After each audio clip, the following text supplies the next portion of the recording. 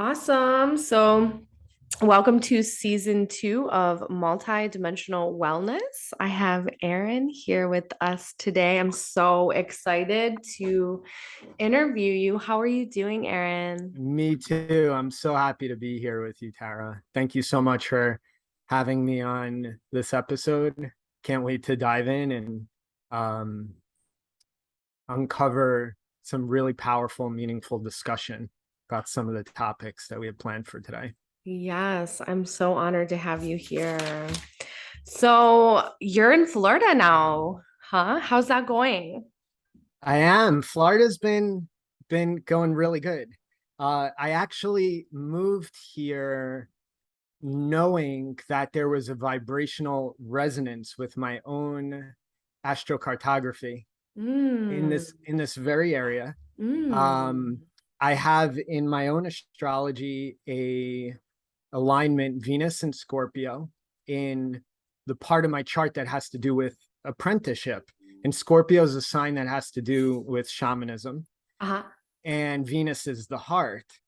And I was brought here 2 years ago um, to ultimately begin an apprenticeship with a master of the heart, Mm. a shaman, uh, though he wouldn't he wouldn't call himself that, but it's exactly what my astrocartography shows for this area. So it's been very harmonious in a scorpionic way. Um, as in there's been a lot of beautiful transformation here. And I just love this ecosystem too. Florida being subtropical is kind of as close as the US gets to the Amazon. And so you could feel that energy. It's nice to be here after being in California for a while. Have Mm. you have you been to Florida? I have, yeah. I grew up visiting the beaches with my family and connecting with the land there. So it's very beautiful. There's actually like a holy Yeah. mother, divine mother energy there in the grids that's so powerful. Mm, yeah. Yeah, it Yeah. really is precious. I love that. You actually answered my questions around like what planetary transits you find most powerful there. It's amazing. Well, so yeah, that's in my own astrology that my Venus was activated. But actually, at the very moment that I made that shift, it's not, see, people think astrocartography is just the where, but Mm. it's also the auspicious timing for the when, Mm. in Yes. terms of different cycles and seasons that we're in. Mm. Right when I left California, it was when we were at the start of a new 20-year cycle after convergence of Jupiter and Saturn. And that convergence of those two outer planets that sets the tone for the next 20 years Mm. perfectly aligned with my own Venus. Mm. So imagine this new cycle is started for the next 20 years, but in my own chart, it activated Venus and Scorpio. And so I was magnetized Venus to my Venus line at that very moment in time to begin a shamanic apprenticeship. So Mm. it's been, it's felt very, very divinely aligned, the process of getting here. I love Yeah. that. Astrocartography is actually one of my favorite things to use. That's why I moved to California because my sun sign is here.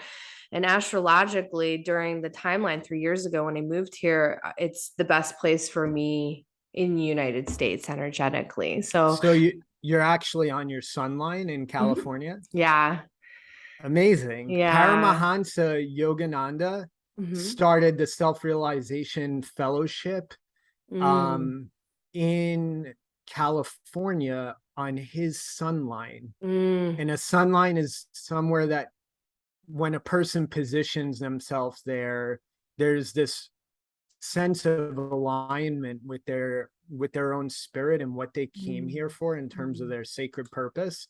mm, And it's generally a place that's going to bring success for that person, but the success ultimately is in coming into that integral alignment and being who you truly are. mm. So that's awesome that you're on a sun line. I wish I had a sun line in the US. In my case, I don't. Oh, My sun okay. lines are elsewhere on the planet. Wow. And just kind of a little too much of a stretch for what I envision for myself in terms of staying, in the Americas. So but yeah, that's so cool that you're on a sun line. Mhm. Yeah.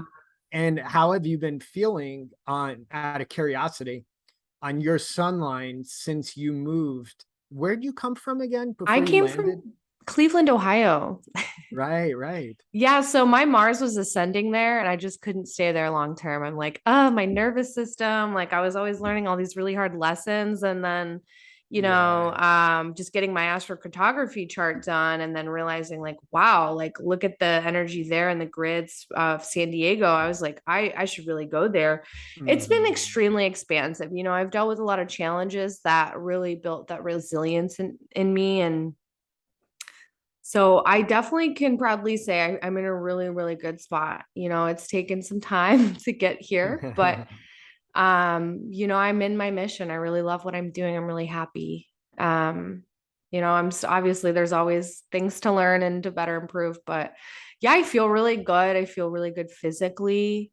I feel like I couldn't do what I could do here where I was living in Cleveland. I couldn't grow roots. So Yeah. Yeah, yeah. absolutely. Yeah. Yeah, especially being in a Mars line where you were in Cleveland Ugh. is it's a dissonant place for us. It tends to be agitating, polarizing.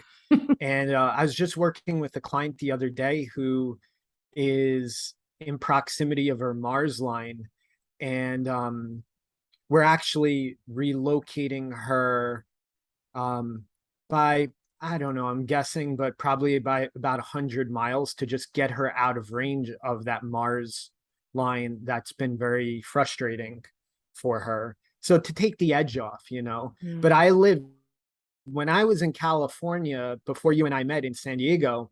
I was living up in the Bay Area on my Mhm. my Mars line, and it's a Oof. challenging place.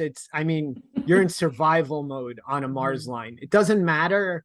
Um, it's just a frequency that one has evoked in that place, regardless of you know, where they're at in their own spiritual evolution. Anyone who lands on a Mars line is going to feel that edginess, you know?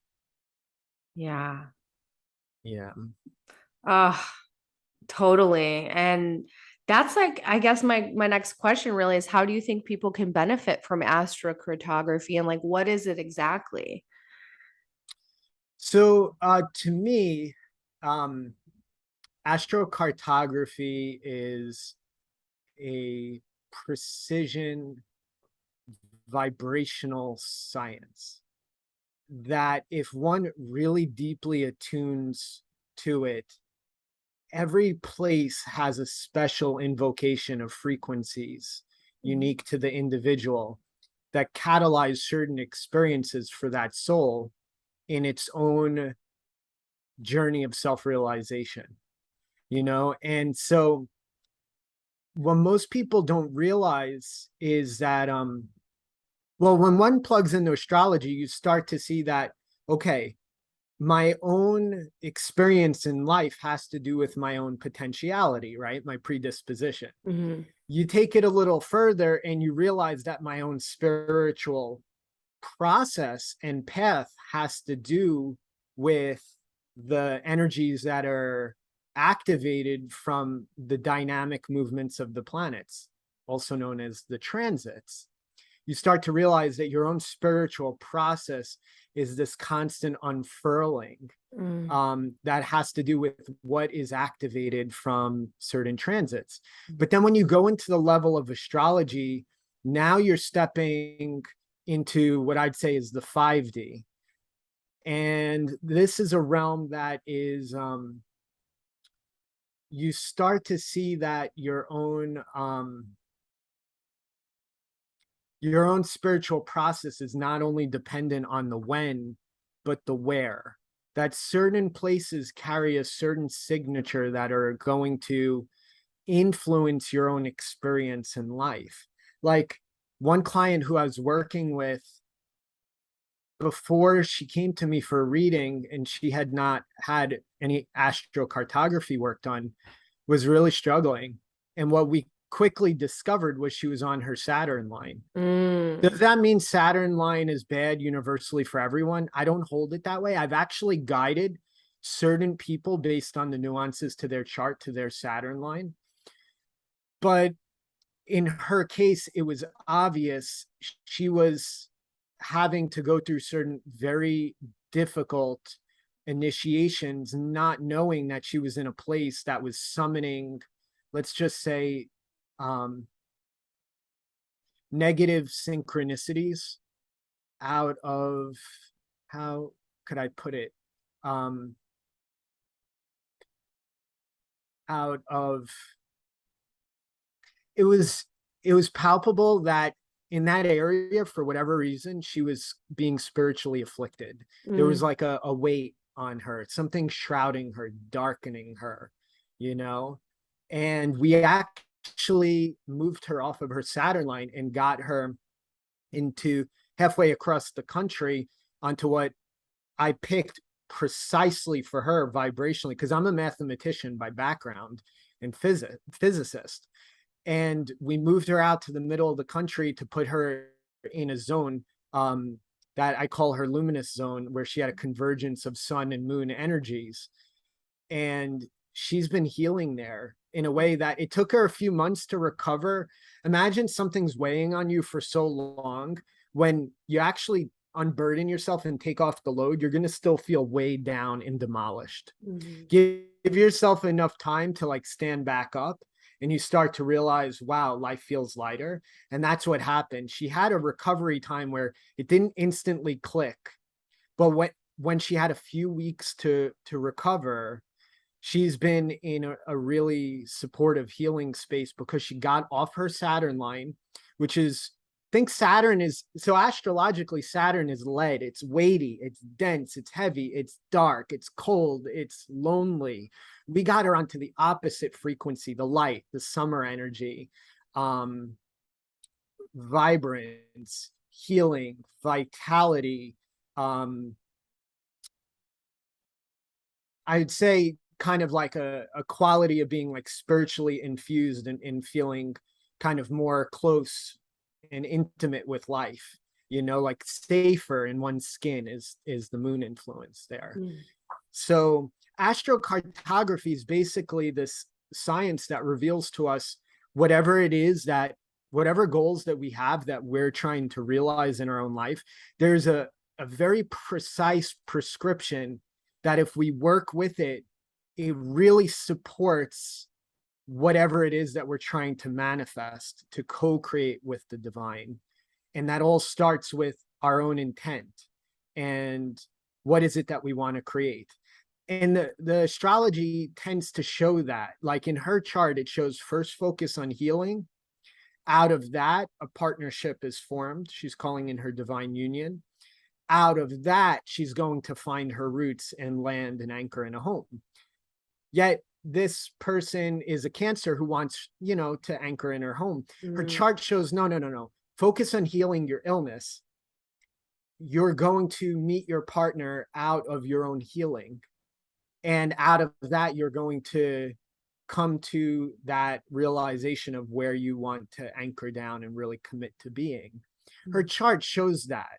So to me, astrology coupled with astrocartography is this precision vibrational science that shows us how to realize the potentials that we are endowed with at birth through our astrological birth chart, through our own agreement with God. Now, the thing is with astrology, astrology is not at the dimension of of God. Astrology, I would say, is definitely not in the third dimension. I would say it's in the 4D.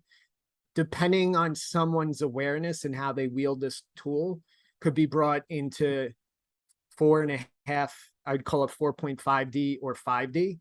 But that depends on the astrologer and their own awareness. Mm. Astrology can also collapse a person and be very restrictive and oppressive to them at a soul level. Wow. So, for example, that's why I don't work with anybody who comes in with a lot of fears of fatalistic things around astrology, because I'm not going to feed into that. You know, we're going to use this master science and tool to support liberation and realization of what we came here to do. Wow. That's such a powerful share. Oh, it's just so inspiring to use astrology in that way, you know? Yeah, So, it truly is. speaking of astrology, how in what ways do you think astrology has benefited your life, and like what specific kinds of astrology do you resonate with the most? So, ways that astrology has benefited my life. I'd say the biggest thing is it's through astrology that I actually was able to free myself and open to higher perspectives that allowed me to kind of get out of the cage, what we would call the matrix. Mm, Astrology in my own attunement started to reveal to me certain energetic realities that I started to see this divine order to life. And it's also really helped me in terms of how I relate. Just knowing people's astrology, I mean, it even comes through my words. The very words that I say have become precision tuned and dialed to the soul. So for example, and this is just me, I don't know that I could say astrology will do this for everybody, but for me, part of my ability to speak to people's hearts and to strike a chord of resonance in their heart that will set that soul free from its oppression has to do with my deep understanding of what has been afflicting that soul in this lifetime. And so it's like allowed me to dial into the natural frequency of that soul in order to soulfully relate with them. So recently I have a student that I asked the question, how do you resurrect a soul? mm, So the context is this: if someone is so bought in to the mass conditioning, the manipulation, the indoctrination, the trauma, the fragmentation is so strong because our society is kind of dysfunctional in many ways, I feel.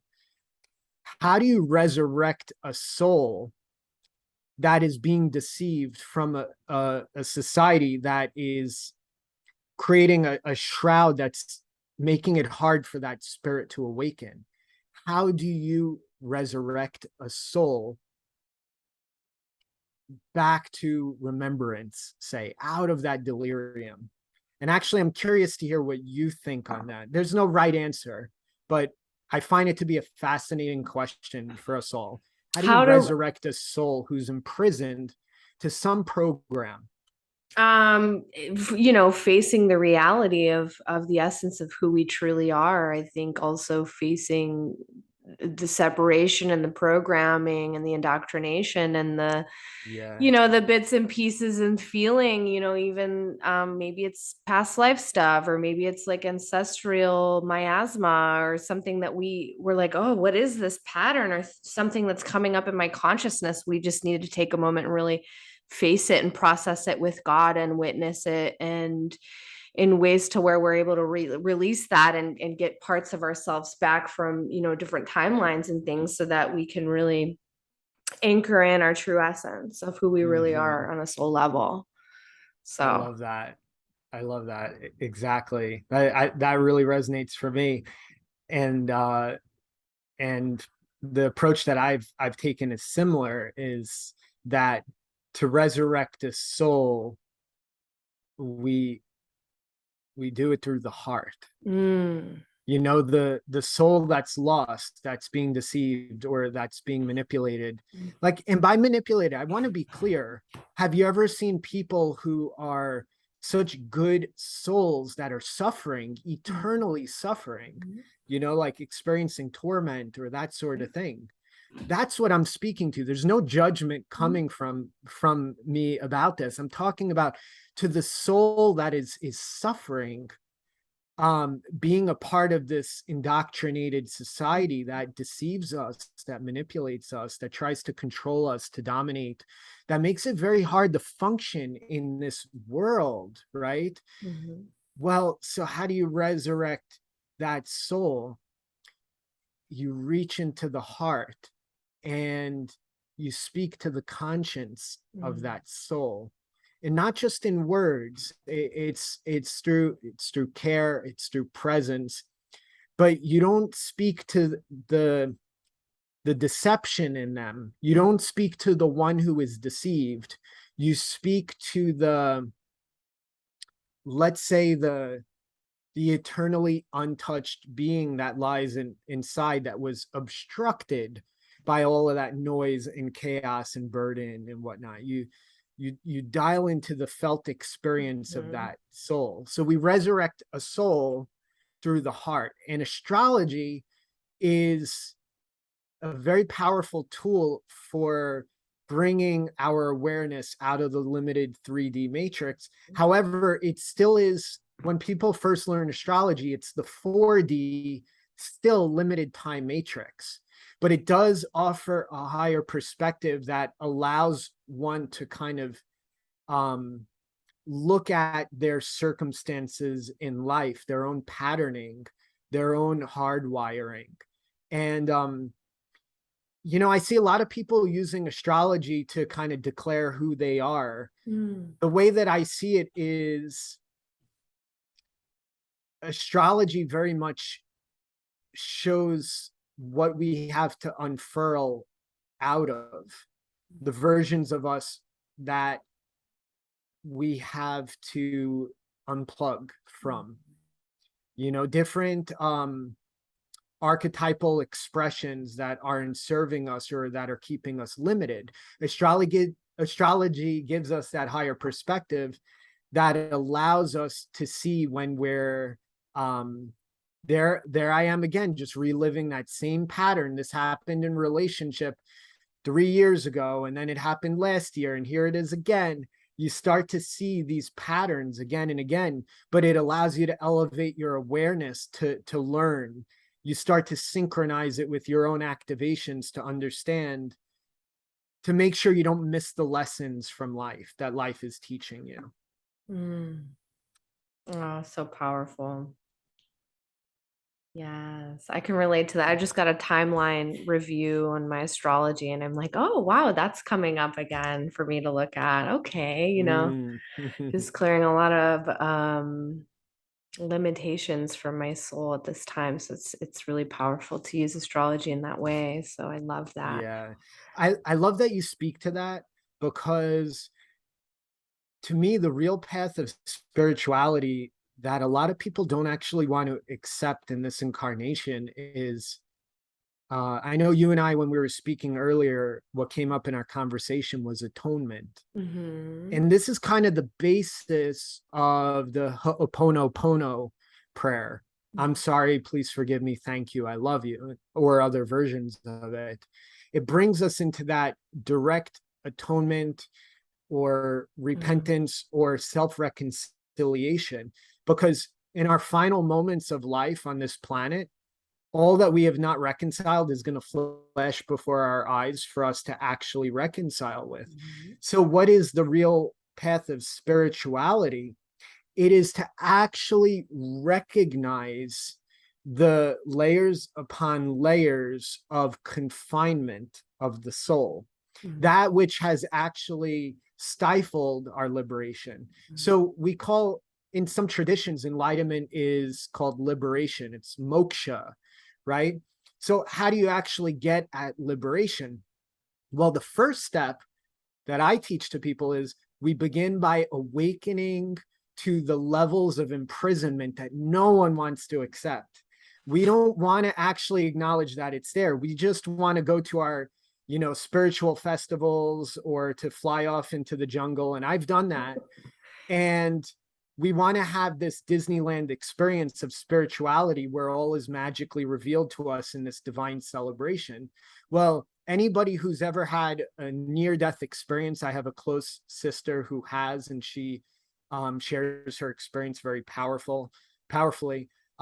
Near-death experience or dark night of the soul, it gets to a point where it is so visceral, it's so in your body that you can't escape it. That death process within your own physicality. And the reason that I bring this up is because at a certain point, life is going to demand that we reconcile with what has been forgotten in the past. And that's perhaps one of the most difficult aspects of spirituality. There's this dense fog of delirium that has obscured my awareness and made it hard for me to see with clarity the beauty, the purity, and the divinity of my soul. Something is obstructing it, something dense that actually makes me unable to see my true nature, which is untouched by that all. Out of that comes the concretization of a false self, what we would call the ego, and we become prisoners to this ego character that creates endless struggle. And as a mentor of mine has put it, the struggles of your ego will bring disaster. The struggles of your spirit will bring mastery.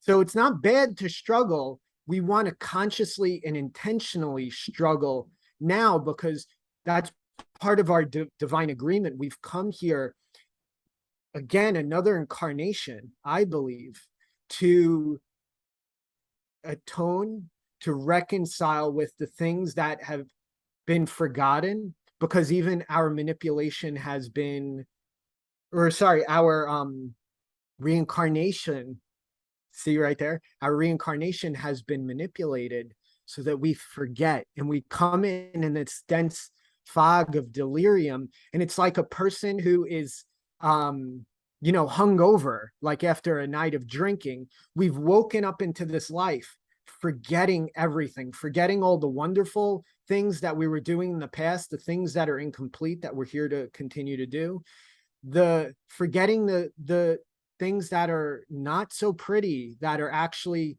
our soul is holding great remorse for ever participating in that. And so if we don't actually reconcile with that, we're going to be reliving that again and again and again. And so we come in with this predisposition that's a continuation of our past life. We're here to reconcile with that. We're here to remember it. And in that reconciliation, out of that atonement process, atonement is this kind of crying out to God for redemption, for salvation.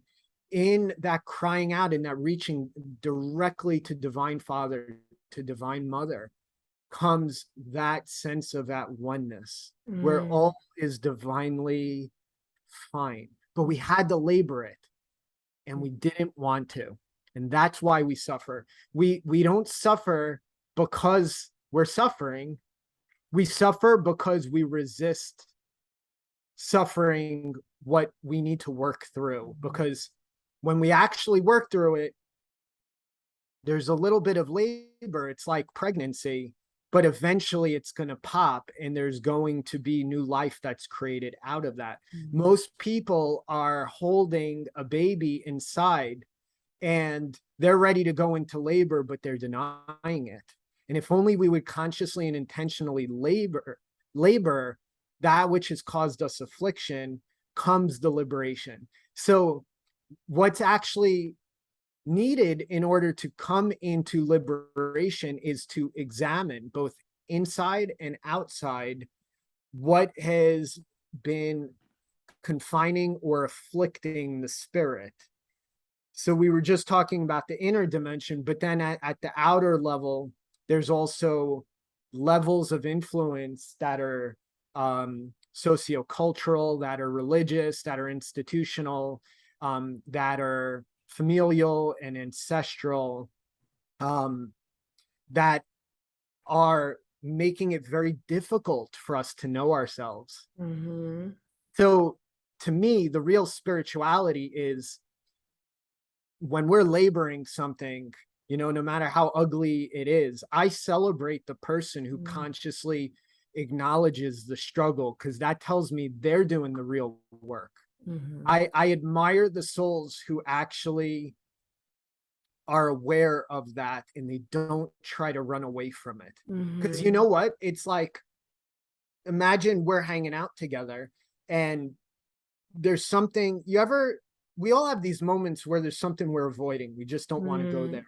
You ever have where someone just presses on you so much, keeps pressing, pressing, pressing, that it starts getting triggering as fuck? They're pressing and you're like, get your hands off me.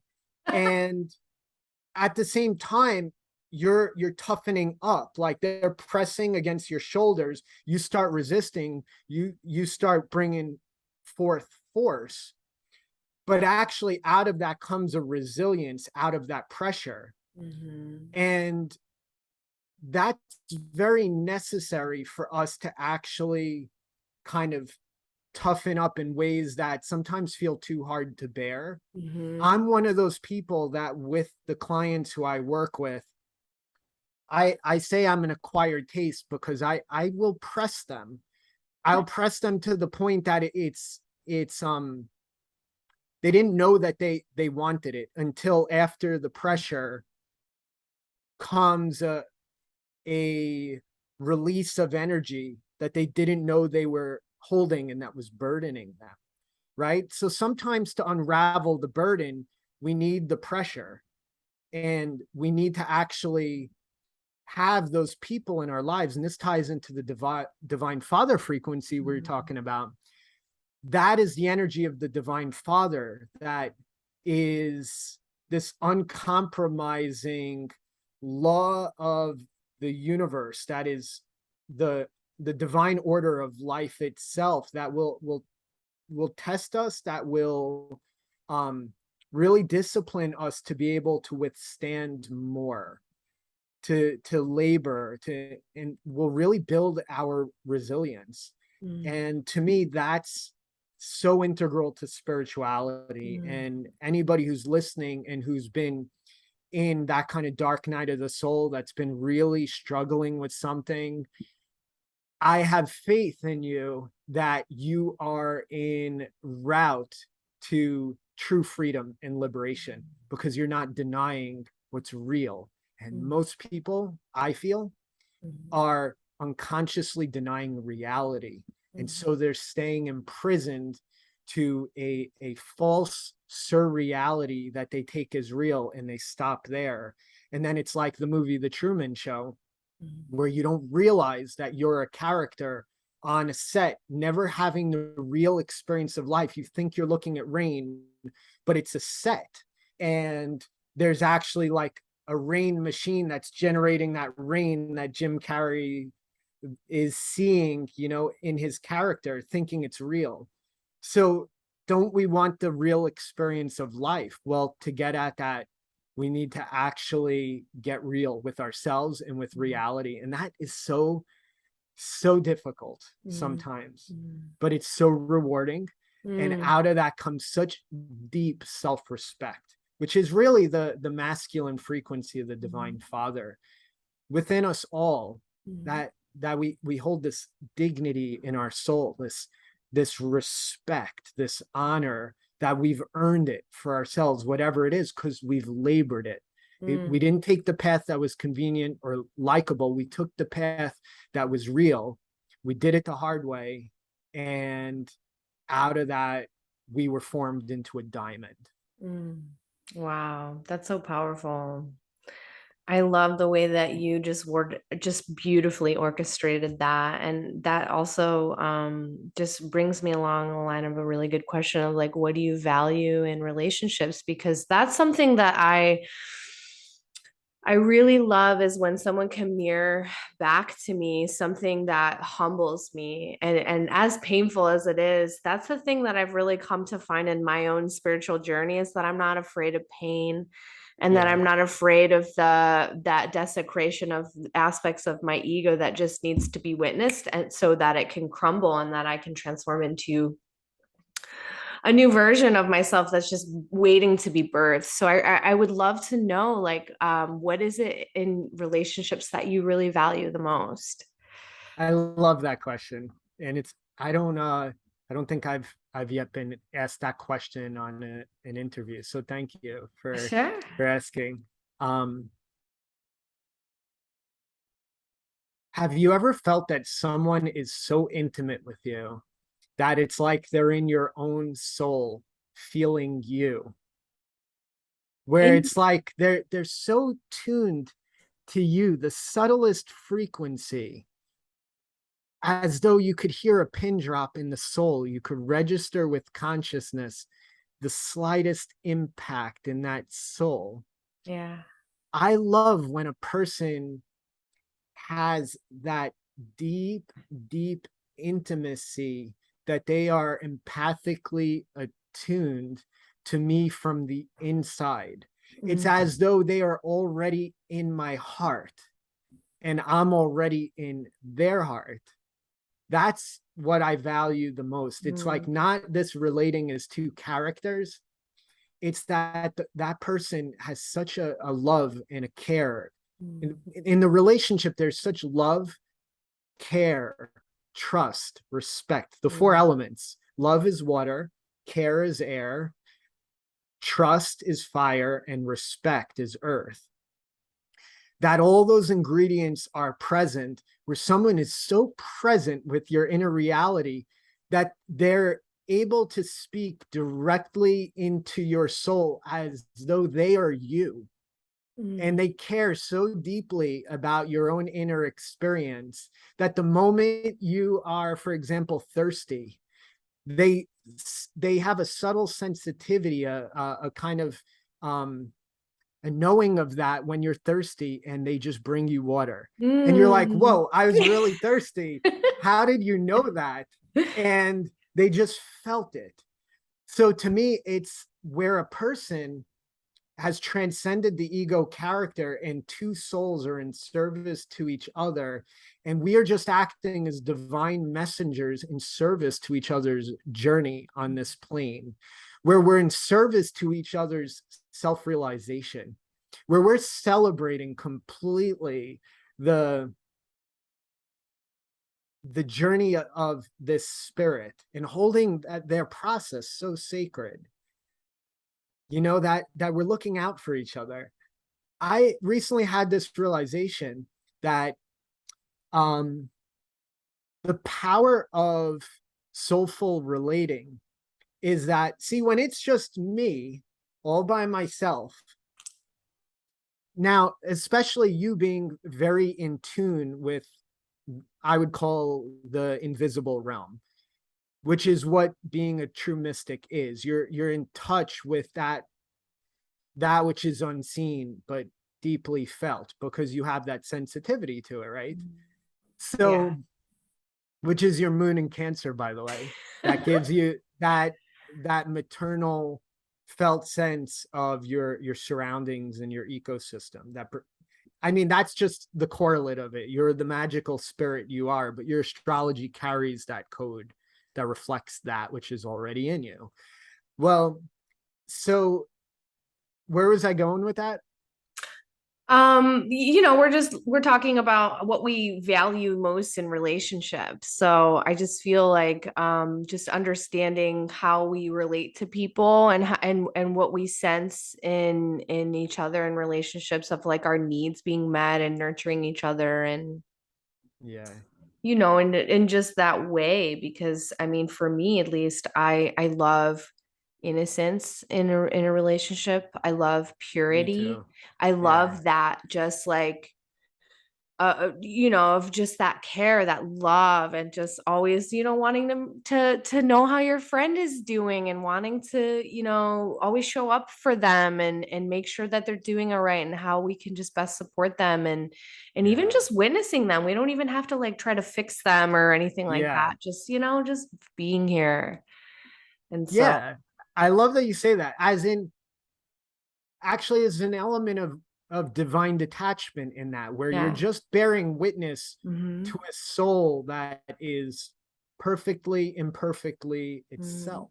Mhm. And that it's just a beauty to behold that soul in their own essence that's different than yours, right? I mean, that to me brings me into a space of marvel to Mhm. witness, that soul. And I remember one of my first revelations about my own mission in life came through as behold the miracle.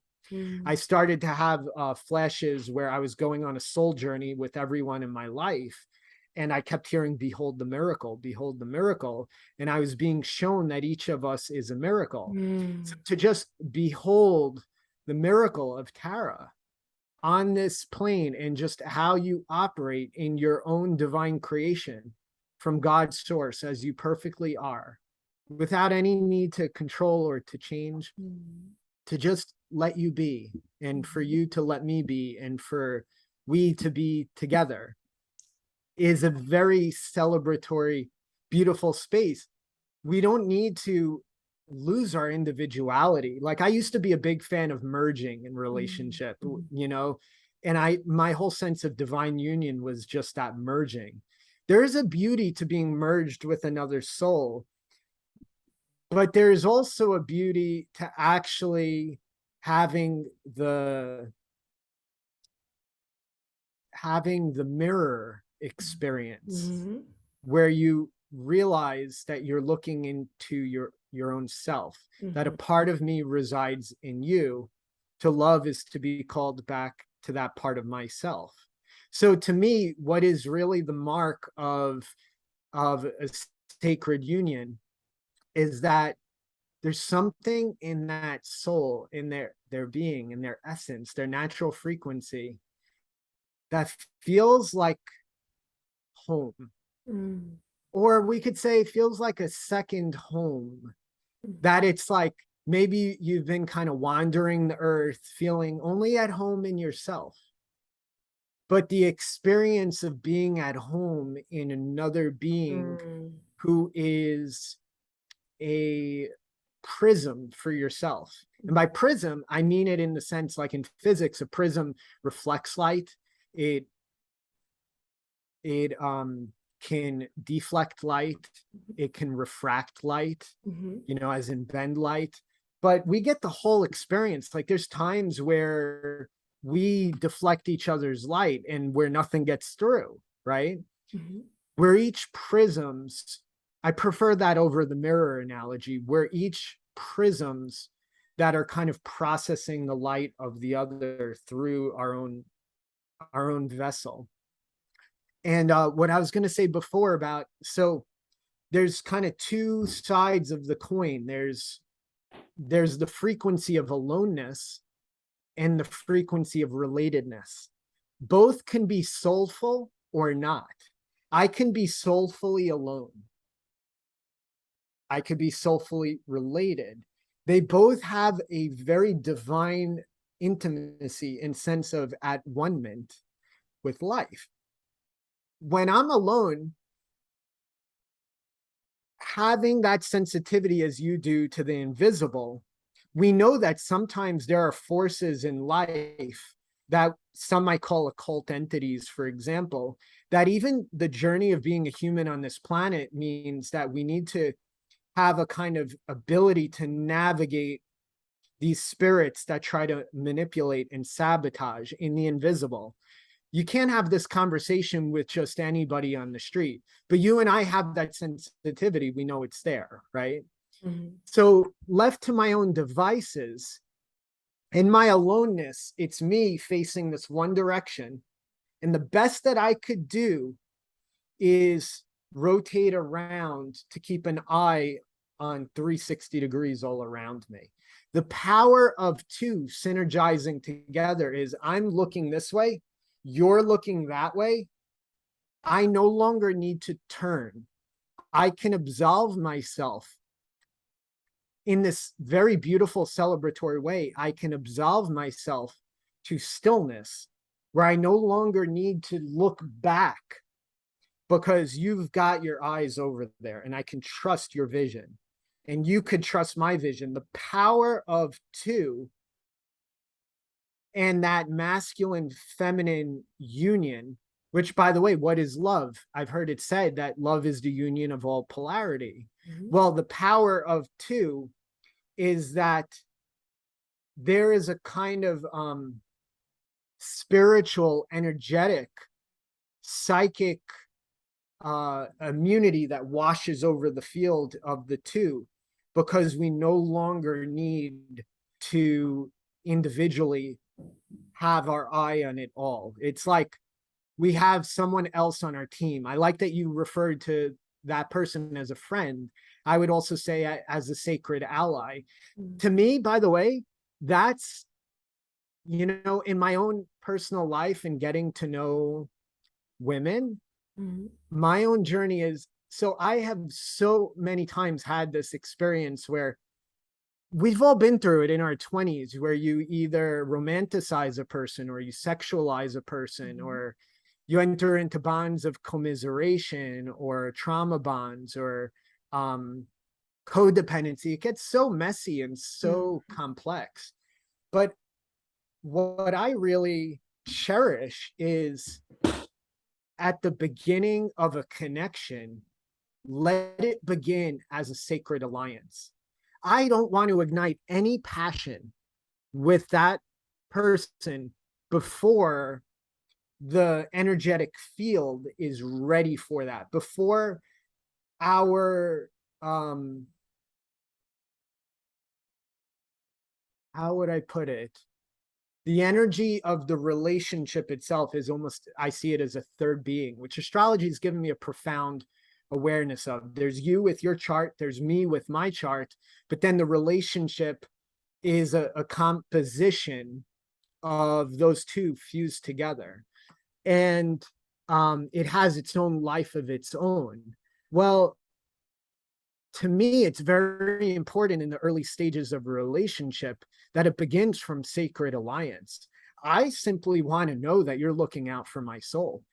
And I want you to know that I'm looking out for your soul. And I will wait a decade before unifying in the physical second chakra sense. I'll just keep it vague like that, with my spiritual comrade in female form, um, with my sacred ally.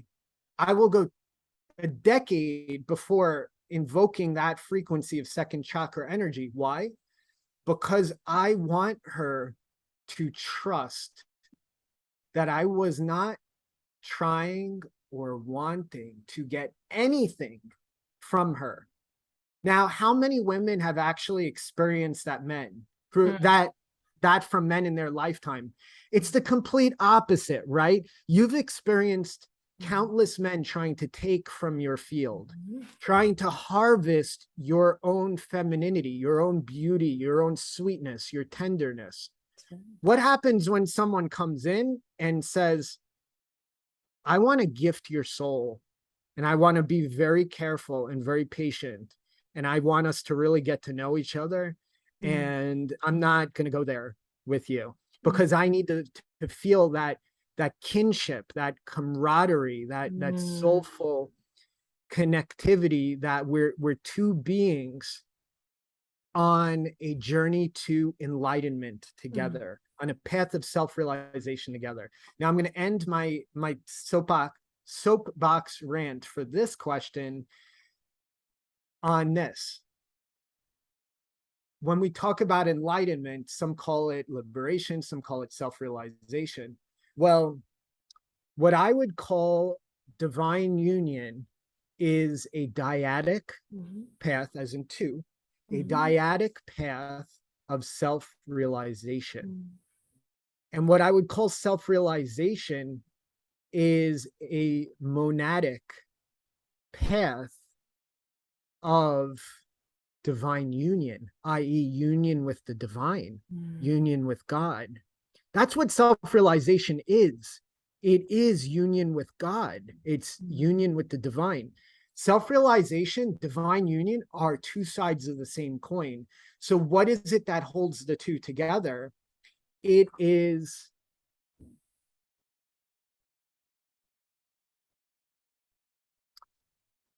it's in our quality of soulfulness. Mm. It's so subtle. It's Mm. not like I'm not this realized being. It's that I have been very, very carefully curating my own frequency, refining my vibration, magnifying my consciousness to come into a more subtle form of soulful connection. I even feel it in my, I just felt it in the right side of my heart, which is the spiritual heart, not the physiological heart. But that's it. So what do I love in relationship is where we're in a path of self-realization together. Mm.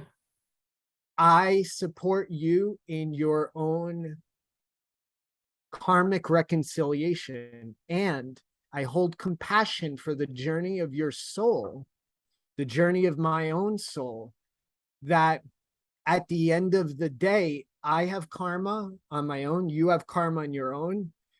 May we resolve that karma. And for example, how does astrology help me?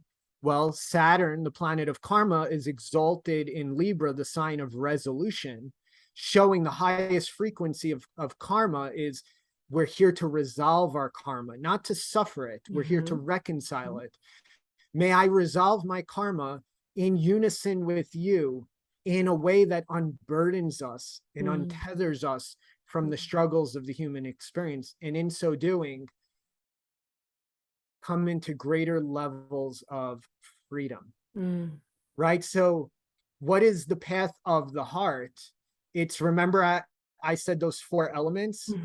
It's anchoring, earth, Saturn, true, Jupiter, fire, unconditional, moon, air, love, water, Venus, in the heart.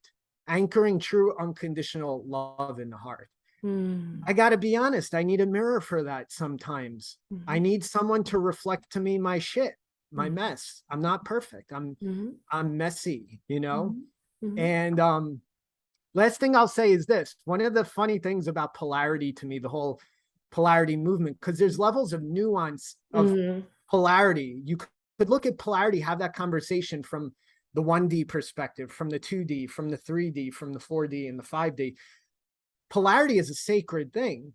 But one of the funny things is when it becomes this rote and monotonous, this is how the masculine is, this is how the feminine is supposed to be. You know, as in, so men are never supposed to be messy, never to have an emotional moment.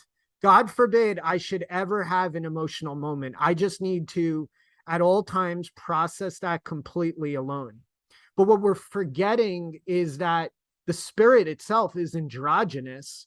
You and I have masculine and feminine, yin and yang within us. And there's going to be times in a relationship where the yang in me is going to need to hold support for the yin in you. At times it'll be reversed, where the yang in you is going to need to step up to the plate to hold that support for a powerful man. Right? And so what is this that we make it like women have to just be submissive all the time and men have to be just solid and immovable? So, you know, you see it in interviews all the time. So what's the way that I should be showing up for this interview? Like, for example, I'm in a detox protocol right now with parasites, but because of polarity, I need to totally have, I can't reveal that. I need to be upright in a way that's, you know, just like holding it all in, holding it all tough. But it's like, no, I'm in a body. You know, we all have moments of difficulty. What is the truth? How you know that a relationship is real, that it'll withstand the test of time, is that we can alternate dynamically in flow between the yin and the yang, where at times you are emanating the frequency of love and care, the feminine, and I'm emanating the frequency of trust and support, the masculine. And at times it flips, where actually what's needed is the opposite. Mm-hmm. It's dynamic. Mm-hmm. It's so we can't get too rigid with this is how a man is supposed to be, this is how a woman's supposed to be, because we have to actually flow with the reality of life that's ever changing. And Mm-hmm. truth is, life has a very feminine quality to it that could be very testing. We all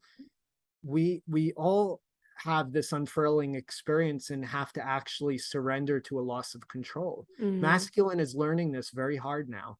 Feminine has that shit mastered for a long time.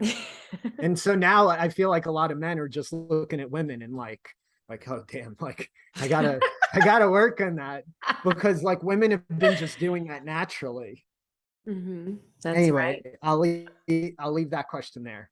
Oh, I love that. Oh, thank you so much because I just feel like there's some distortions and polarity, and I just feel like God is looking down on us like, "Oh my gosh, what are these people doing?" Absolutely. Yeah. Absolutely. I really do feel Mm. that. Yeah, so let me just like take a moment and just review maybe you feeling like one or two more questions and that feels good for you just to wrap up. I'm I'm enjoying our flow, Okay. and I don't mind extending. Okay, perfect. Yeah, I just wanted to ask you like what is the best piece of advice that you have received from a mentor, Hmm. Hmm. if you don't mind sharing? No, not at all. It's just such a big Yeah. question. Um, One major milestone in my journey early on spiritually was Mhm. I was studying with an American Swami in Mm. Buffalo, New York, through the Wow. Himalayan Institute. Wow. Um, I mean, I'm calling him an American Swami for context. He was just my teacher. And I remember one time I had my first experience of eye gazing. It Mm. was new to me. Mhm. Imagine we go our whole lives never actually looking into other people's eyes. I had that experience of eye gazing with a soul brother of mine who I really love. Mm. Really, really freaking love this dude, you know? And we just naturally had that moment, and it wasn't contrived. And I remember having such divine revelations come through of our time, just gazing into each Mhm. other's eyes. And I went to my teacher at the time, and I was so excited.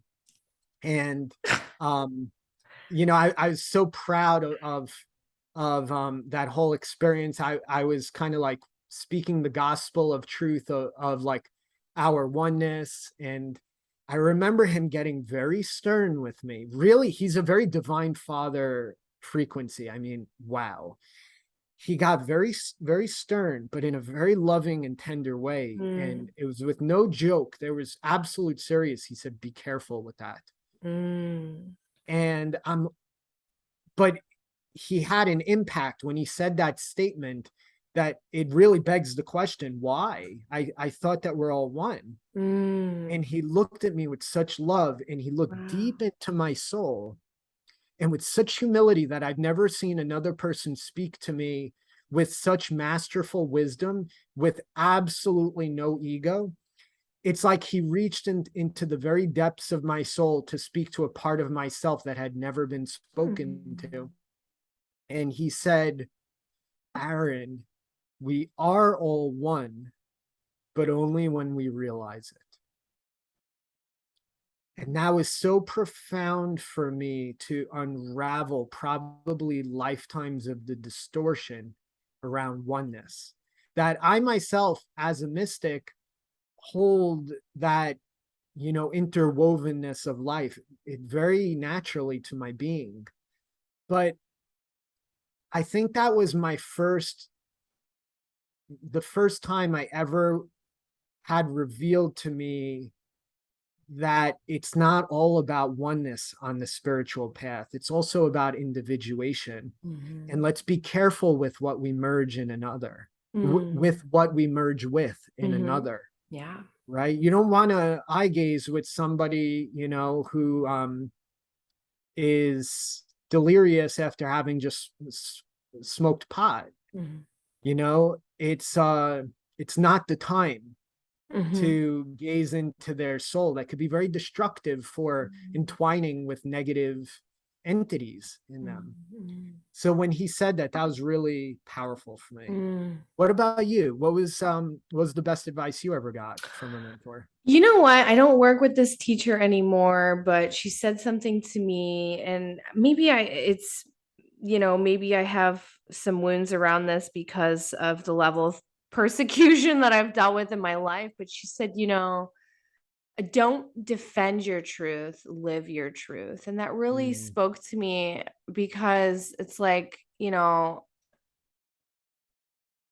when we live by that, when we feel that we don't need to defend our truth, we just live it. That's really special because it's like, no, I actually know my truth and I live it, and I don't have the need to feel that I need to defend it, right. and I think that's really, really powerful, you know, Mm, like owning the mm, truth and living it and not feeling like I need to explain myself to people, or I just knowing that and living that is enough for me, you yeah. know? So, I yeah, love that. I love that because consciousness is consciousness. It doesn't need language. right.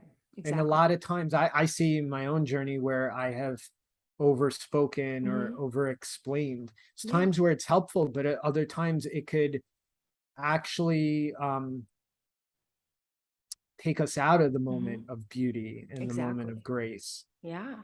So to just be that Yeah. frequency is Yeah. It's very more powerful. embodied. It's more embodied, you know what I mean? And when we feel like we need to explain ourselves, it's like it kind of takes away from our own essence of who we really are.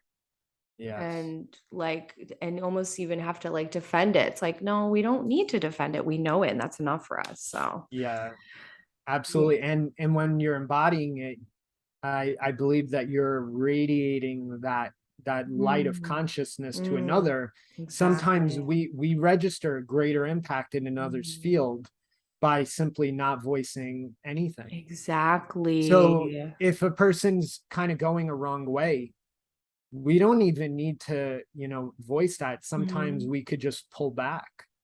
And the Exactly. soul has such a sensibility to it that it'll feel that, it'll Mhm, register that, it'll enter into a certain conscious process around mhm, that. And then that person might come back to you and say, I want to really thank you mhm, for not judging me in that moment, but also not um let's say endorsing me mhm, in that wrong direction that I was going down. mhm, So sometimes it's like um how they put it in terms of like casting your vote. mhm, Sometimes when we don't say anything at all, that's putting our vote out mhm, to the universe, and mhm. that speaks powerfully too. Mhm. Exactly, exactly. And I think there's something really extraordinary about being able to like witness someone embodied without them having to like explain who they are. We just witness them exactly who they are and what they are. And that's like leading by example. And it's such a powerful thing to do Yeah, that and be in that space.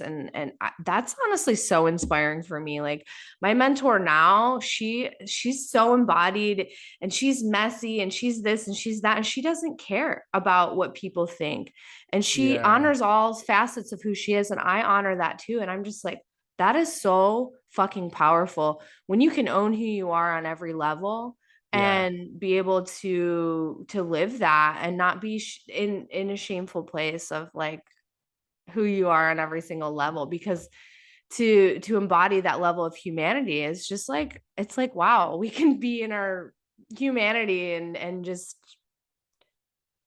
be all that and hmm, be perfectly accepting of who we are. And that's been the most powerful part of my journey is mm. self-acceptance. Is like, wow, I accept myself. I wow, I've like I've really seen that in you in the last few years. I've seen that it's a very beautiful process that I recognize uh, comes quite naturally to you, much more naturally than it comes to me.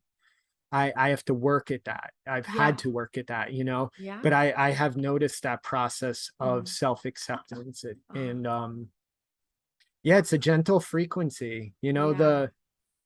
The I believe that the Divine Mother is not judging us ever, you know? Mhm. Um, Mhm. so yeah, I appreciate that about you, that ability to just like that is pure care when we Mhm. could just be present with somebody from that place of non-judgment Mhm. So and special.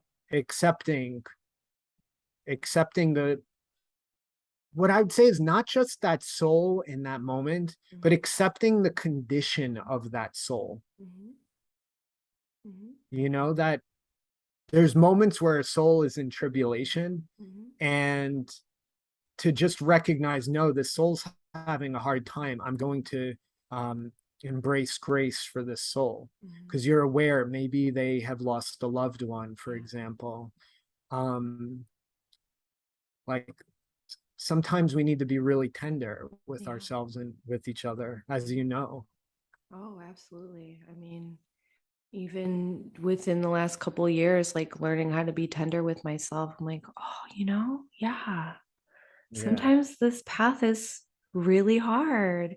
And we need Yeah. to give ourselves that tenderness, like, oh, and it feels good to Feels give so good. ourselves I'm smiling huge ah. as you say that because tenderness, it's one of my favorite words. It's this Mm, lunar frequency that you hold very naturally, beautifully. Your moon in Cancer, mhm, the sign that's ruled by the moon. Your moon's at home in Cancer. mhm, And so you could say it's a person who is very naturally moon in touch mhm, with their Cancerian inner sanctum, mm, that not everyone um is so close to and mm, so bonded with, but you are. And that frequency of tenderness, to me, a soul who's tender is a soul who is sensitive. mm, A soul who is sensitive feels and embraces life.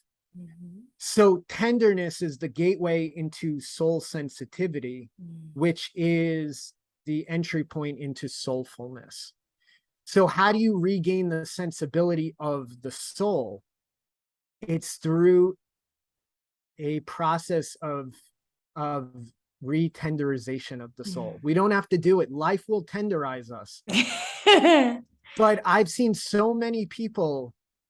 One person comes to mind that has spoken about, after all of her experience with plant medicines, for her, Mhm, the lessons that she learned was um, basically that she doesn't need to go into that sensitivity anymore. But to me, there's 3D sensitivity that's turbulent, but there's another form of sensitivity that is plugged into the reality of the mother planet and what she is suffering too. mhm, And to me, sensitivity is such a beautiful, necessary process. mm, I'm concerned when a person actually is a little too distant from how tender life can be. mhm, When I see the people who are tender, those are the ones who I want to get really close with, because in their tenderness, there's something so wholesome, so pure, um, so soulful in the ones who are tender. They're sensitive. And I feel that the problem with the planet is that we have become so desensitized as a planet. When I see a soul who is, we were talking earlier about those who are struggling or mhm, laboring something, great quality, because it means they're reconciling. A soul who is hypersensitive tells me they're in a process of sensitizing and attuning to reality, that life is tenderizing them. That means that they're not shielding themselves from life, because to shield ourselves from life is to shield ourselves from our own mother. mhm, Why are we going to do that? Let the mother care for us. To do that, we need to actually dare to be mhm, vulnerable and to let life touch us. mm, So I'm really moved by the people who allow, like yourself, who allow life touch them. Where Mm. you ever have this experience that, I mean, I had it the other day, where I went to a picnic that had like 200 people, and I was so overwhelmed by the energy there. I came back and my whole system was in disarray. I was so jostled from that experience. It really threw me off. Mhm. But it was that I was impacted by it. Life is that way. It's like this amorphous or Morpheus, I don't know, but this Metamorphosis, yeah. Metamorphosis. Yeah. moldable clay that we can't go on being these hardened beings who are Mm-mm. untouched by life. Mm-mm. Where to be human is to be touched by life. Mhm. Like I had a moment where I received a text this morning from somebody that was one of the sweetest texts that I've gotten in a long time. I was so moved by it that I was brought to tears. Yesterday, someone made me an offer as I was trying to sort through future plans around something that was so kind and so acknowledging. And I came in with my pattern, oh, they're going to judge me or whatever. And in reality, they just completely cared for me. And I was so touched and felt so held by life through the transmission of that soul. I was moved to tears. I'm outside right in the sun. And I just was so Mm. touched by life. Mm. To me, that's where the divine intimacy begins. It's I'm in touch with life. I let life touch me. You're in touch with life. You let life touch you. I allow you to touch me. Allow yourself to be touched by another.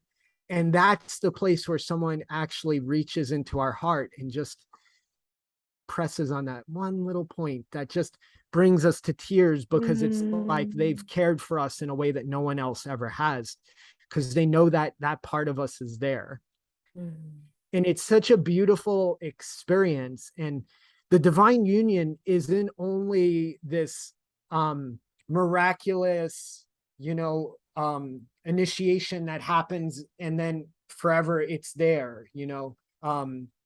The sacred union initiation happens in moments where you allow yourself to be deeply touched by life, by God, by another, to Mm. let your soul be riveted and ravished. And that's the yin and the yang. The yin allows herself to be touched by life, and or it's through the receiving the maternal frequency that we're touched by life. Mm. It's through experiencing the masculine divine father frequency that we're riveted by life, that we're penetrated by life. But all of that gradually shatters all false sense of self. And so the divine union is actually a kind of beautifully maddening experience where we lose the false self that we Mhm. have come to misidentify with. Mm. And in that recognition, we can recognize another. And to me, that's what self-realization and divine union have in common. It's soulful recognition.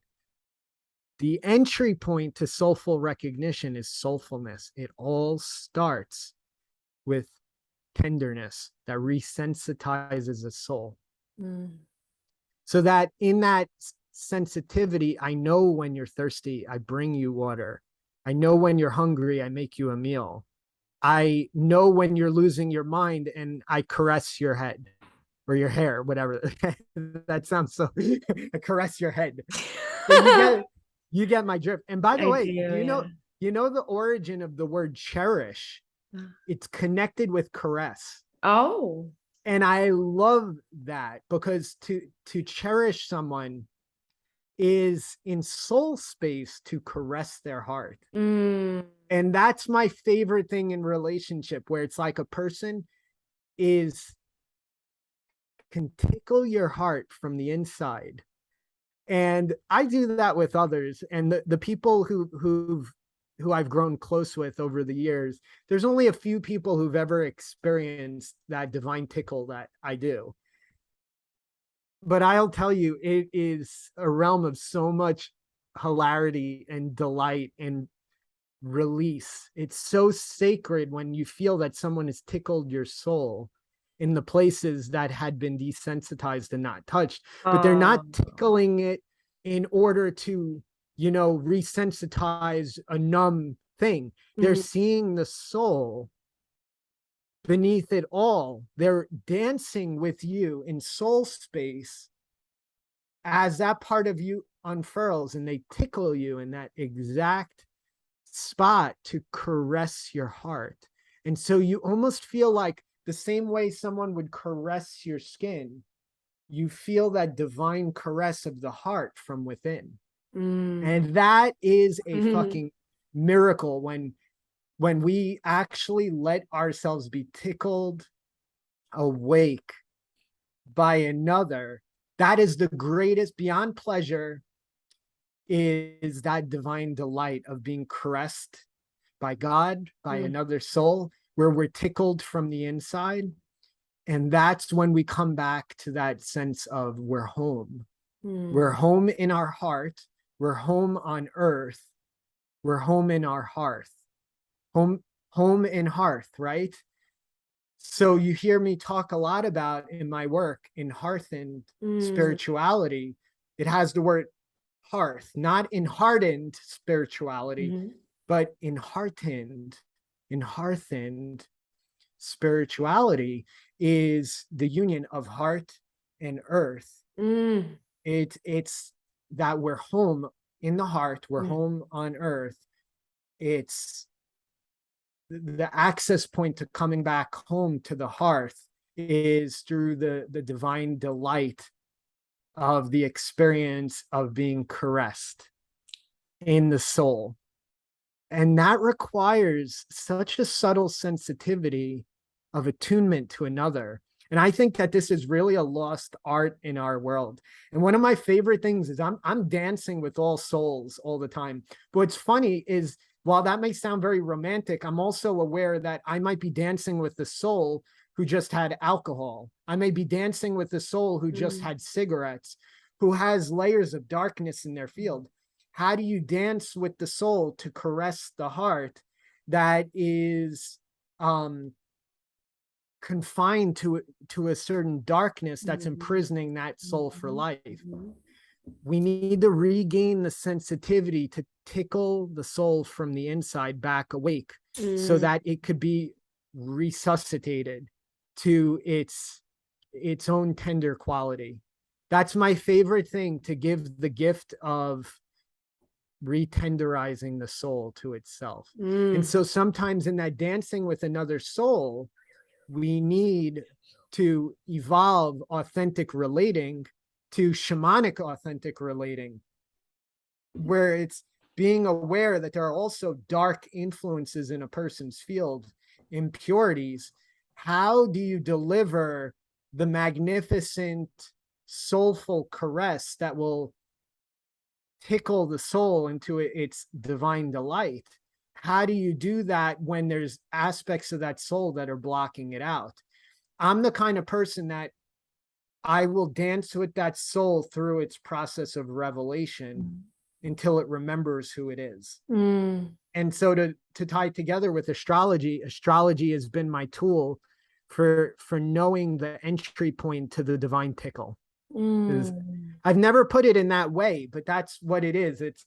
It has given me this ability to attune so deeply to the inner experience of the soul that I know how to caress the hearth of that soul in order to um, resurrect that soul back into its original natural frequency that is so lovable, that's always perfect. So if I seem like a jerk or like really hard when I'm pressing, Mhm. it's because I'm skillfully with the sword of truth, the shield of discernment, and the suit of sensibility protecting me. I'm doing this whole process in order to kind of um carve away what's unreal in the soul, that's shrouding that soul. Shamanic authentic relating is just that. And you know what? We're not going to be likable all the time. Mm-hmm. It's been one of my hardest things as a man personally to actually to really own that, that and I do own it, but the human in me um sometimes doesn't want to be the one who delivers the hard news. Yeah. But what my clients have come to me for is they know that I'm going to support them in revealing the truth of their own soul. And it's going to be cutting through all the layers of what's unreal. And that's a tenderizing process, because as you sift through all of the, what do you call it, the density, what's exposed is the tender underbelly of that soul that's so vulnerable. I may be very hard with the ego of that person, but as they are retenderizing, the tears are there, all that, you will find I'm the most gentle person as what's real reveals itself. I'm so compassionate, I'm so gentle with that inner reality that reveals. I could be so harsh at times when needed with what is actually imprisoning a soul, because I won't stand for that soul's imprisonment.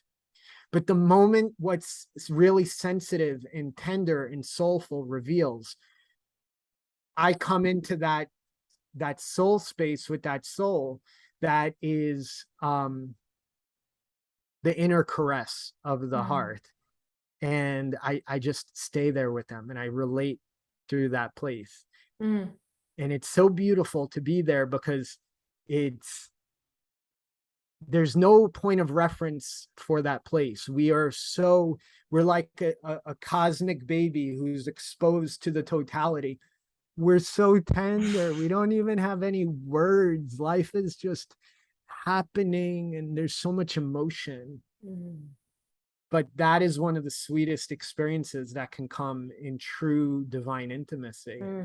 So to me, it's soulful relatedness is that we can soulfully share that space together. That's so intimate. It's beautiful. Thank you so much for sharing. Thank you for supporting that. Yeah, I think I it's so appreciate that. beautiful. Yeah, I just there's something I just really the importance and values in relationships. I think it's just it's a really juicy topic, and I think it's just it lights me up at least, because Yeah. you can learn so much from relationships, even if they're hard, and even if they're amazing and fun, and they just show you things about yourself. I think we have one more question that we can ask, and Sure. it's up to you. Let me know if it feels in resonance. How do you think sacred marriage is going to play a role in the new earth? It's a great question.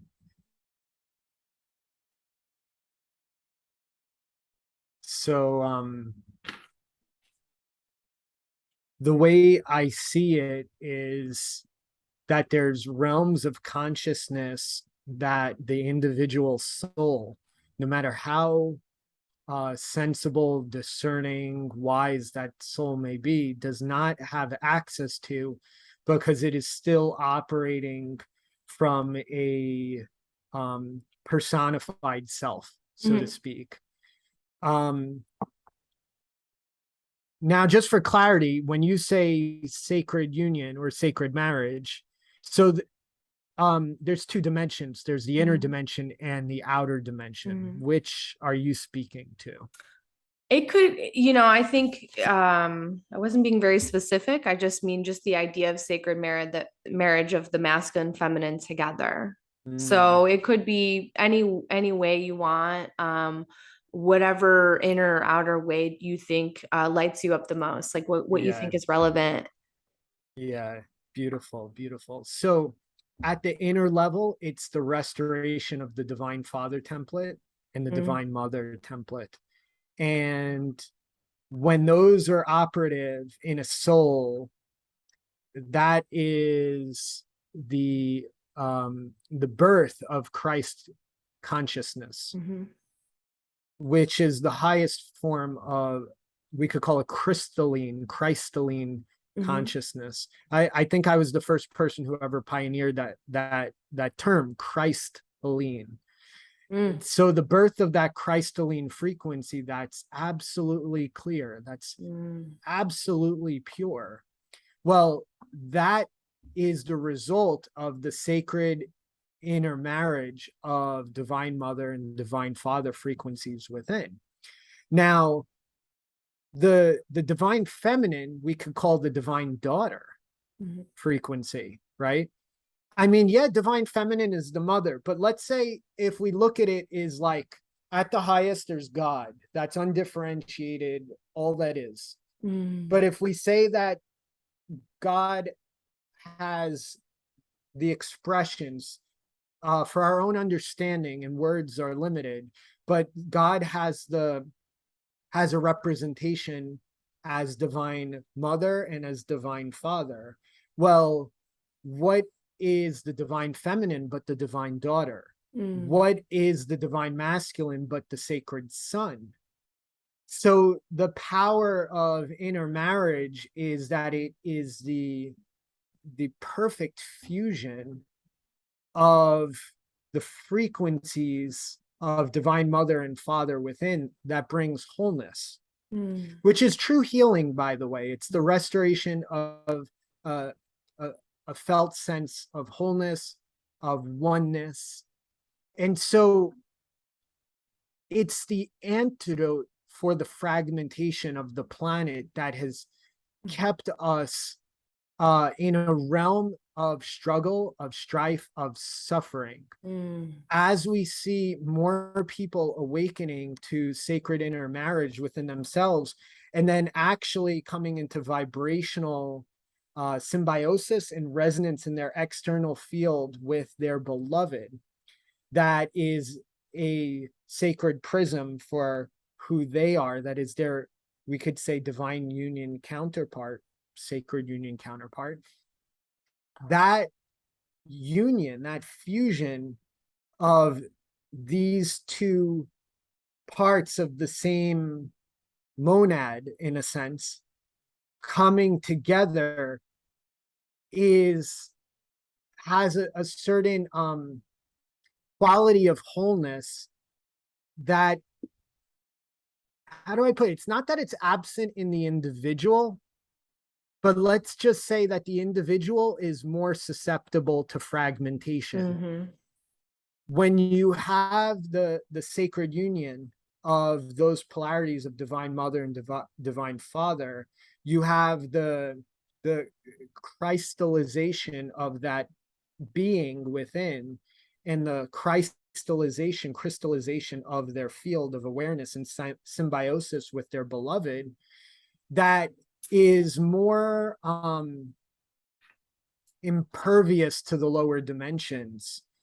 And that's when we're going to see um out of those, out of these kinds of sacred unions is going to come a certain new manifestation of wholeness in the world, that's going to bring a lot of peace to earth, Mm. that's going to end struggle, that's going to end strife and suffering, that's going to take us out of the 3D, because sacred union requires that we transcend that. Mm. So that's the real answer, is that it, and it's not from this fantastical point of view. What I'm saying is ultimately the sacred union begins at the hearth, the sacred hearth, heart earth, Mm. and that takes us beyond certain dimensions of suffering, that sets the soul free on its journey of liberation, of self-realization. You're going to see more people in like hyperdimensional ways accelerate into their divine destiny, because they're untribulated by elements of the fallen architecture that never had a place in their reality, but they forgot. Mm. With the divine union consort present, it becomes harder to carry a spiritual delirium by virtue of their crystalline, prismatic um reflection, so to speak, right? I may forget myself in certain moments, but in those moments, you might be aware of something that is keeping me anchored to my highest self. And likewise, I think what we see is souls who are going to be less vulnerable to the false matrix that has caused struggling for thousands of Mm, years. And we're going to actually see realization of true peace on earth out of mm, that love that's so harmonized. It's so part, it's so of reciprocity, two beings in reciprocity with each other, divine father, divine mother within the being, in reciprocity with each other in the soul, you know, in the Christ child. um it's two beings who are coming from a relational template that's really functional, that's kind of playing by the rules of the original functioning of Mother Earth. It's a relationship that is co-creative and dynamic. That's the greatest miracle of the sacred union, is the co-creation, because now what you have is the divine masculine, the divine feminine, each embody the polarity of divine father and divine mother. They can co-create and give birth to something precious that is innocence itself, which is what Christ represents, mm, right? And so to me, the answer to it all is, what are those two beings out of that sacred union going to consciously, caringly co-create together? That is the answer. mm, It's not so much in me alone or in the other being alone, but it's in the co-creation of their symbiosis.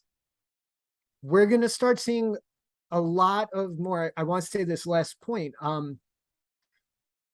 very refined, advanced, high quality souls coming to earth very fast, that are the embodiment of the bodhisattva. And mm, the bodhisattva is here to not transcend the suffering of the world and to just go off and you know, reap the benefits of its own solo enlightenment. mhm, The bodhisattva is here to come back and to in service to its fellow human beings, to throw a lifesaver to the ones who are suffering. And mm, so what's going to allow the salvation of humanity is the sacred union of divine father, divine mother, polarity playing out within the being, that out of that synergistic union co-creates very advanced souls that are bodhisattvas, who are absolutely in sacred service, in sacred reciprocity, in sacred alliance, in sacred agreement to saving our brothers and sisters. And what we're going to just see is a new reality birth on this planet out of the labor of so many in Hearth bodhisattvas on this mm, planet. Those bodhisattvas are coming, are the co-creation that follows sacred union. So the answer is, out of sacred union comes the co-creation of the Christ child, the bodhisattva, mm, that we're going to have more people saving humanity. We're going to see less suffering on earth. We're going to see mm, more love, more joy, more peace, more luminosity. And life is going to become something that none of us have ever experienced. And it's nothing to be scared of. mm, It is something to be tickled and caressed from the inside, to just tune to, because it is so precious and it is so innocent. And it's the merging of love and consciousness itself within the being. And that is the true sacred union. mm. Conscious, loving care that breeds wakeful human beings who touch life around them. And that's always how it was meant to be. Mm. Oh, that was so powerful. I'm so grateful and in such reverence for your time today. Thank you so much for that beautiful, powerful transmission. And just, I'm in awe. And I truly look at you as such a powerful divine masculine and a pillar in this world. And thank you so much. I really cherish our connection. And yeah. Likewise, I am so grateful to you because it's just a testament to your own soulfulness, your own purity, that and the safety that you cultivate, the divine feminine within you, the divine mother frequency that pervades your field, that this conversation could even be birthed. Mm. And so I want to give genuine gratitude for how you have cared for and created with us a cocoon, a web of wovenness um, where very precious codes could come through. It requires the womb Mm. consciousness that you Mm. carry. Mm. So I just want to honor that I did a lot of talking in this Mhm. conversation, but none of what I shared would be possible were it not for the womb of interwovenness that you carry in your own heart that transcends words. And so this is a co-creation. It's exactly what we are just talking about. Mhm. That's birthed out of that womb space that you've held. And Mm. so I really encourage any women who are listening to this to uh, consciously tap into the womb frequency. And uh, to my masculine brothers, um, to come into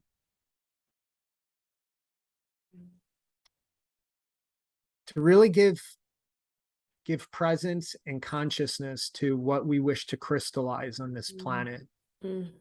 That requires us to really go against fallen architectures, but to Mhm. realize that it's our job to recrystallize new structures so that Christ consciousness can dwell. Mm. And so the role of the feminine, the function of the feminine is the womb consciousness. The function of the masculine is to create honeycomb Mm. structures out of which we're going to get really sweet, tasty honey that I'm going to put in my chocolate drink right now. Oh, I love that. Our time today was so special. And For me too. well, I really look forward to keeping in touch with you. And thank you guys all for tuning in. And yeah, many blessings to everyone that's listening to this recording today. Absolutely. May each and every soul who's tuning in be uplifted and elevated with the remembrance of the the miracle of life and the Mm. preciousness that's available Mm. when we allow ourselves to be touched Mm. by life. Not anything to do. It's just letting life Mm. touch us. May I give a selfless plug before we depart? Yeah, of course. So Please. thank you, thank you. If anybody would like to dive deep and work with me, a really good way to start is I offer not only astrology readings, but I offer what I call the Sage Suite, which is very powerful, um, a very powerful package of 3 astrological readings. In the first reading, we dive into um, your predisposition, your purpose, your potentialities in life. In the second reading, we go into the divine auspicious timing, looking at different phases and periods that you're at in life and how those inform your spiritual process and path. And by the third reading, we delve into astrocartography to reveal the premier places on Earth to support you in the realization of your goals. So it's like you want to write a book, cool. Let's align you with the power portal places for that. You want to have a child? Cool. There's places that are vibrationally aligned for that. You want to meet your sacred union counterpart. And by the way, I've done a lot of research on this with my clients, to the point where one client, I tuned into soulmate energy. For in his chart, it had to do really strongly with his moon line. And Mm. when I mentioned that line, he said that his twin flame lives right next to that line. Wow. And so it's at those kinds of levels. So Mm. basically, the 3 session Sage Suite is all about tapping into your purpose, your path, and spiritual process, as well as the premier places on earth for Mm. your own self-realization. So those 3 sessions together come as a package. If you'd like to learn more about that, you could email me. My email is info@thesageinyou.com, info@thesageinyou.com. Or feel free to visit my website, thesageinyou.com.